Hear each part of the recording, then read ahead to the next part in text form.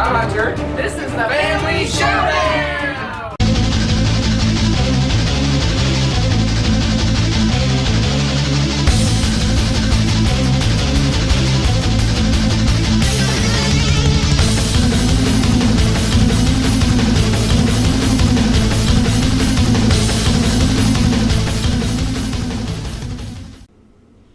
Howdy folks, and welcome to my top 100 games of all time for 2016. If you've seen the video from last year, that was actually the very first video that we made for the channel. It was recorded on my iPhone, the lighting was horrible, and I got confused about the numbering. It was hilarious. I've been chomping at the bit to produce another video of my top 100. And of course that was a top 10, and this year we're going to do the full 100 games. From 100 to my best game of all time. So a few little stats to kind of tease what's coming up. We're going to do it in sections of 10. There are going to be 10 videos presented. I think it's going to be 2 a week over the next 5 weeks. And Rebecca will be joining me when we actually start recording the list. But some stats to tease it. There is 51 new games in my top 100, and that may seem like a ton, but looking at last year's list, even though I only did a top 10, I actually ordered them 1 through 107 is actually how far I went. The bottom of that list are just kind of okay games, and I played between the time of the last video, my video from last year, and now I've played 120-ish different games. And every one of those games, almost without exception, are good to great games. So I can easily see how basically half of my list has been replaced. A few other little stats. There is what I would call cheats. If you watch any of my top 10s, I consider a single play of a board game to be kind of a cheat to be on the list. But for this list, I allowed it, and there is 13 games on this list, my top 100, that I've only played once. Now that's as of this recording. That may change between now and the end of the list, of course. But as of now, 13 games on my list I've only played one time. Another little kind of a little trivia thing. Of all the games in my 100, I own all but 6 of those games. And again, that could change between now and the end of the thing because I have a couple of them on pre-order. So they may show up while I'm recording these videos. So there you go, there's some stats, and we're going to go right into my 100 to 91. Rebecca's going to join me, and we're going to get started right now. Howdy folks, here we go. Here is my top 100 games of all time. We're going to be presenting the first 10, and through the magic of video, Rebecca is here. So we're going to start it right away with my number 100 game of all time, and that is... And just so you know, I'm going to have them all to the side, except for the ones I don't own, and then I'll flash a picture up. Number 100 is Mage Wars Academy. Wow. So this is kind of the sequel-ish to the original Mage Wars game. They basically took the Mage Wars game, which is a big board game where mages battle it out in an arena, and made it kind of, there's no board, and it's got kind of streamlined rules and easier rules. And I just enjoyed this one, spoiler, much more than Mage Wars, just because it's easier to throw down, easier to play. It's 2 players, just all around great game. Yeah, I like that one a lot better than the regular Mage Wars 2. Yeah, it's just and we haven't really got too much into it. We only have the base. The base, you can get various expansions to play different classes and stuff, and we just have the base, the 2 base, the Beastmaster and the Wizard, and that's what we play. I usually play the Beastmaster, and Rebecca usually plays the Wizard. We have a good time with it. So yeah, we were introduced to this at West Texas Tabletop Con. Yeah, last year, and as soon as it came out, we grabbed it up, and I enjoy it quite a bit. So there's my number 100, Mage Wars Academy. So my number 99 is the first of the 13 aforementioned cheats. Also one of the games I do not currently own. And that game is Cosmic Encounter. Really? Yeah, I even though I've only played that one time, and we kind of played the rules wrong. I just love that game, but I haven't gone out and bought it because obviously it doesn't play 2-player. Yeah. So I want to try that one out again. I think I'm going to force someone to play that with me at a convention very soon. I just like the fact that it has negotiation, it has bluffing, it has cooperation and deals, and it's just a very interactive game. And you'll see throughout my top 100, if it isn't a kind of a heavier game, it's got to usually have some player interaction going on. So that is my number 99, Cosmic Encounter. I honestly think that should you get to play that more, I suspect that will go higher up on your list. That's one thing I failed to mention in the introduction. All these ones that are cheats have a much stronger probability of going up my list than down my list, right? Because if you like it enough to put it down for one play. If I played it one play and I already enjoy it so much to put it on this list, that if I crank it out a couple more times, it's going to go up the list. So I really want to play that one, and I may just go out and buy that one, and the next time we get people together, force them to play Cosmic Encounter with me. Oh no, you must play Cosmic Encounter. So here's next number 98. My number 98 is probably one of the few ways that I will play this kind of game, and that is Catan, and this is Catan Histories Trails to Rails. I've heard good things about all the Catan Histories games. This is the only one we have, and the only one I played, and I really enjoy this one because it takes Catan and puts another layer of a game on top of it, right? Catan's pretty straightforward. It's kind of a trading game and resource gathering, and this adds another level of building trains and making routes and things like that. So I really enjoy, I guess it's Catan Plus. If I want to sit down and play Catan for a couple hours, that game seems to drag on. I want to play something that has a little meat to it. And this seems like it has more of a game to me than the standard Catan. Yeah, that's a fun one. Yeah, so the concept is it's America and you're building the rail system across the United States. And as you build across the United States, the resources on the side start not working anymore. So you have to expand. You have to expand across, just like in history. All the resources and things went to the western side of the country. So it's just Catan Plus.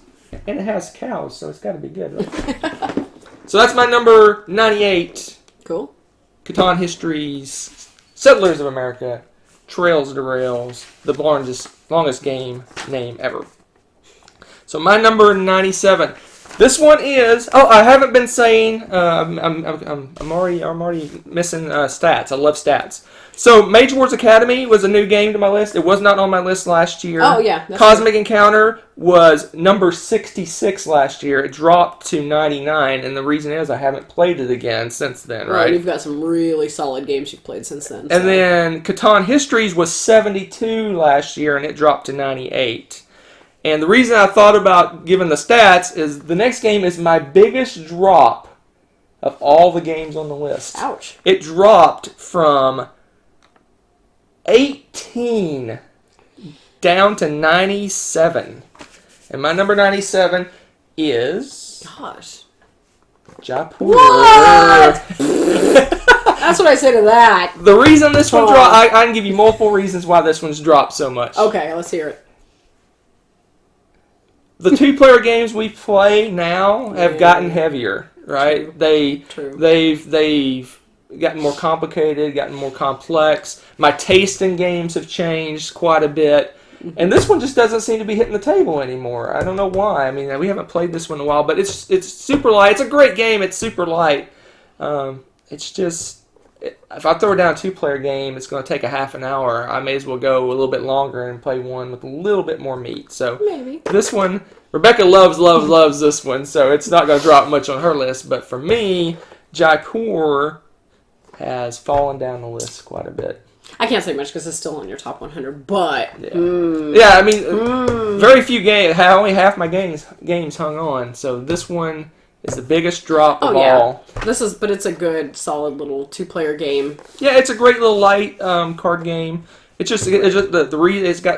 light. It's a card game, and we hardly play it anymore. That's your taste, and that's something you probably should tell everyone too. Your tastes have definitely turned much heavier. The more games you've explored, especially last year. Yeah, you're going to see a trend in my top 100 that the top half of that list is, it's one of two things. It's either a very interactive, fun party game, or it's a heavy game. Yeah. Pretty much without exception. Wow. So interesting. But Not my surprised. but- number, what's this, 97? Oh man, here we Dropping all the way from 18. go.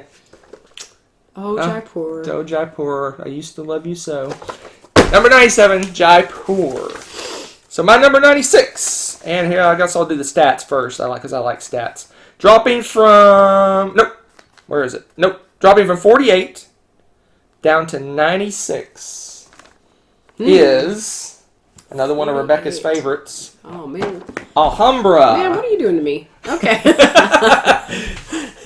There's gonna be payback when you do your list. That's so true. So Alhambra is another. You're gonna see this with a lot of my second half of my list. It's just a light little tile placement game with a little bit of hand management, right?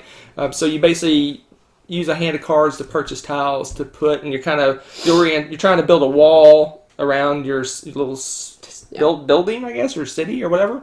And the better you design that wall, the more points you're going to get. And there's what the trick to Alhambra is that if you pay exact amount for a building, you get another turn. So it's kind of a hand management, try to get be as efficient as possible with your turns to get as many turns. So a great little light tile placement. I know why this one's dropped though, because we tend to only get to play this 2-player, and we don't like the 2-player variant as much with that. So that I do understand why this one dropped. Yeah, for 2 players, you use a ghost player that kind of sets off the side that you're competing against. So we're not a ghost player fan. Yeah, and I don't like the fact that all his tiles will show up all at once, whereas with other players, you kind of react to what they're doing.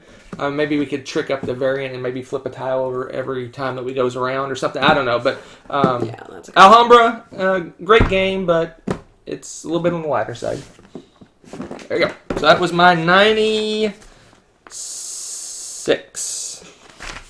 So I'll have Rebecca tell me the numbers. If you watch our top 10, she always helps remember the numbers. I need to make flashcards. All right, so my number 95 is a brand new game to the list. Okay. And it is Timeline Challenge. Good choice. So, good pick. So I enjoy the Timeline games, which if you don't know what they are, they're a card game where you're building a timeline. You basically put a card down and it has a date on it, and you got to figure out where your cards are in relation to all the cards that are out in the timeline. Well, what Timeline Challenge does is makes that into a true board game where you have little trials that take place, and you can get different points based on those trials, and it's like a race to the finish.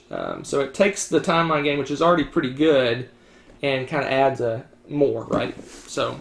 And it's a really quick, another quick, light little game that plays a huge number of players. I think it plays 10 people. So just a great game. It works well 2 players too. So well, and what's fun with these is any of the timeline games, you could use the cards for it. So if you have a favorite timeline game that you have, you could just throw it in and use that. You don't have to use the timeline cards that they put in there, which there's plenty of them. But they even have space. I think we put all of our timelines in there too, didn't we? So it's all stored in one box. It can hold the base thing and 4 decks, timeline decks. So and you can actually mix and match. You just have to pull out certain cards because there's a range of dates, and so if they fall outside that range, you can't use them. But other than that, I mean, I think I had to pull just a handful of cards out to make it work for all our timeline decks. So we can very fun. So we can pull any of those decks out and play, or we can even mix and match and be kind of crazy. So that's my number 95? 96. 96? Oh, no, 95. You're right. 95. Timeline Challenge. That's a good one. All right. So where are we at? My number 94 is not a new game to the list. But it was 41 last year. Man, wow. So it's dropped quite a bit. And that game is Revolution. Yeah. So Revolution is a kind of hidden bidding game and also area control. So it's just kind of a light little, like I said, hidden bidding game where you basically bid for, I guess, influence on different people in the city, and they basically give you either powers or allow you to put a cube in their section of the city. And at the end of the game, whoever controls each of the sections of the city gets points. So it's kind of and there's a lot of take that and messing with people, and it's kind of a meanish game, especially if you play with the base rules where if you bid or outbid, you lose your bid, which we don't like to do. We actually use you get your bid back, which is kind of weak, but more fun. It's still just as mean, that game, because you're fighting and kicking people out of places. So it's a great little, like I said, I like games that have auctions and bidding and things like that. And secret bidding's fun because you have that reveal. You're like, oh, you outbid me at the spot I put most of my stuff at. So yeah, it's fun. And then if you look at the front, there's 3 different ranks of bids. There's gold, which is the weakest, and then blackmail, which is a little more powerful, and then there's force that wins that trumps everything. So yeah, it's a real cool little light game. Fun game. You'll see, like I said, you'll see at the bottom half of my list is the lighter games. And speaking of lighter games, there's another new game to list. My number 93 is Patchwork. This is 93? Oh, man. I gotta give you some grief. Patchwork, a great little 2-player abstract-y kind of game where you're making quilts. And you're basically, you have a board that you're trying to fill up with your quilt. So you're buying chunks of the quilt, and you're trying to cover as much of the board as possible, because at the end of the game, you lose points for any space that's not covered. So it's just a light little 2-player. It's only 2-player only. A quick little light 2-player. I guess it's a abstract kind of game because you're buying it really is. chunks of the tile, and you're filling out your little board. The theme is there, but it could probably be just you get buttons for money. That's true. So there it is. Patchwork, a light little 2-player abstract-ish game. It's a good game. All right. Very fun. So we're to my number 92. Rebecca hasn't played this one. What? My number 92 is Mafia de Cuba. I've played this game at BGG Con Spring with the Stronghold game crew. We went to like an after party and played this a few times. And this is a fun little secret role game. It's kind of a casual sit around the table and just goof it up kind of game. You can really ham this game up because you have all these different roles, and some people are thieves, and the boss guy has to figure out who stole his gems. And some people are helping the boss. Some people are thieves. Some people are helping the thieves. It's just all kinds. There's all kinds of crazy different roles, and it comes with a ton of roles that you can mix and match when you play. And it plays a ton of players. I think it goes to 10 maybe. So it's another high player. Oh, I thought I saw there's 10 character tokens, so it's probably 10 players. 6 to 12 players. Wow. The boss doesn't have a character token. Oh, okay. And there's like a street urchin that doesn't have a character. This is great. So yeah, it's a great little, just another play on the hidden role deduction game, social deduction game. So someday. And it comes in a cool little, it looks like a little cigar box. My rules are blocking it. Yeah, it looks like a little cigar cigars box on the top, the false top. Yeah, and then you open it up, and that's where all the rolls and little gems and stuff are. Oh, that's cool. Yeah, it's a nice little social deduction game. So I guess that's not yours, but it's my Shelf of Shame game. Yeah, it is. That's on your Shelf of Shame, right? Yeah, there you go. So the last one, drum roll, for this list, my number 91 is not a new game to my list, but it was 38 last year and drops all the way to 91. And surprise, it's another light game. And it is Medieval Academy. Oh, yeah, it's very light game. Very light game, but it's a good game for almost all ages. I think it is a great family game. Yeah, anybody like 7, 6, 7, 8 in that range and up can play this game. So it's a kind of a, I don't know what the kind of game this is. It's like a race game.